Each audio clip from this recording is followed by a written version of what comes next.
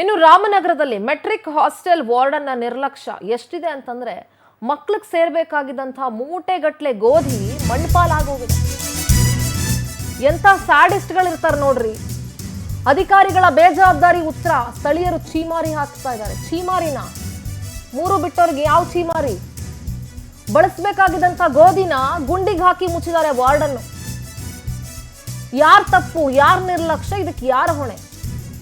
ದೇವರಾಜ ಅರಸು ಹಿಂದುಳಿದ ವರ್ಗಗಳ ಹಾಸ್ಟೆಲ್ನಲ್ಲಿ ಈ ಘಟನೆ ನಡೆದಿರೋದು. ಸುಮಾರು 20 ಮೂಟೆ ಗೋಧಿನ ಮಣ್ಪಾಲ್ ಮಾಡಿದ್ರು ಕೇಳೋರಿಲ್ವಾ? ಏನ್ರಿ ನೀವೇನ ಅಂತ, ನಿಮ್ಗೇನ್ ಸ್ಯಾಡಿಸ್ಟ್ಗಳ ನೀವು? ಯಾರು ವಾರ್ಡನ್ ಸ್ಯಾಡಿಸ್ಟ ಅಂತ? ಅಧಿಕ ಪ್ರಮಾಣದಲ್ಲಿ ಗೋಧಿ ಸ್ಟಾಕ್ ಇಟ್ಟು ಮಳೆಗೆ ಹಾಳಾದ ಮಾಹಿತಿ ಇದೆ. ಇನ್ ಎಲ್ಲಿ ಗೊತ್ತಾದ್ರೆ ಏನಾಗ್ಬಿಡುತ್ತೋ ಅಂತ ಮಣ್ಣೊಳಗೆ ಮುಚ್ಚಾಕಿರ್ಬೇಕು. ಎಂಥ ನೀಚರ್ರಿ ಇವರೆಲ್ಲ, ಎಂಥ ನೀಚು. ನನಗ್ ಬೇಡ ಅಂತ ಹೇಳಿದ್ರು ಹೆಚ್ಚಿಗೆ ಸ್ಟಾಕ್ ಕೊಟ್ಟಿದ್ರಂತೆ.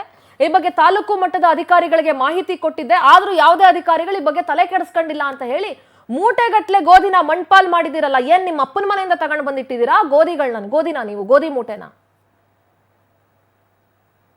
ಇಂಥ ಹಾಸ್ಟೆಲ್ಗಳಲ್ಲಿ ಮಕ್ಕಳಿಗೆ ಸರಿಯಾಗಿ ಊಟದ ವ್ಯವಸ್ಥೆ ಮಾಡಲ್ಲ ನೀವು. ಹುಳ ಬಿದ್ದಿರಾ ಅನ್ನ ಕೊಡ್ತೀರಾ, ಹುಳ ಬಿದ್ದಿರಾ ಇನ್ನೇನೋ ಕೊಡ್ತೀರಾ. ಈ ತರ ಹಾಳು ಮಾಡೋ ಬದಲು ಮಕ್ಳಿಗೆ ಹೊಟ್ಟೆ ತುಂಬಾ ಊಟ ಆದ್ರೂ ಕೊಡ್ಬೋದಲ್ರಿ. ಯಾರ್ರಿ ವಾರ್ಡನ್? ಏನ್ ಸ್ಯಾಡಿಸ್ಟ್ ಏನ್ರಿ ಅವರು? ಸ್ಥಳಕ್ಕೆ ಸಮಾಜ ಕಲ್ಯಾಣ ಇಲಾಖೆ ಅಧಿಕಾರಿಗಳು ಭೇಟಿ ಕೊಟ್ಟು ಪರಿಶೀಲನೆ ಮಾಡಿದ್ದಾರೆ. ಏನ್ ಪರಿಶೀಲನೆ ಮಾಡ್ತಿರೋ ಏನೋ ಗೊತ್ತಿಲ್ಲ. ಇಂಥದ್ದು ಎಷ್ಟೋ ಹಾಸ್ಟೆಲ್ಗಳಲ್ಲಿ ನಡೀತಾ ಇದೆ ಈ ತರ.